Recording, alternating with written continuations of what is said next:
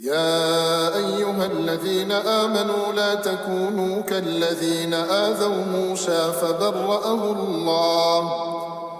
فبرأه الله مما قالوا وكان عند الله وجيها.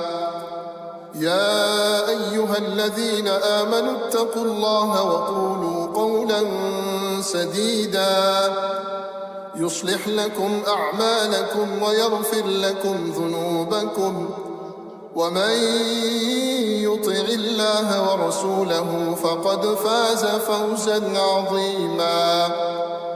إنا عرضنا الأمانة على السماوات والأرض والجبال فأبين أن يحملنها وأشفقن منها وحملها الإنسان إنه كان ظلوما جهولا.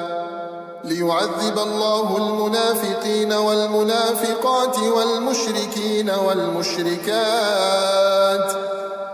ويتوب الله على المؤمنين والمؤمنات وكان الله غفورا رحيما.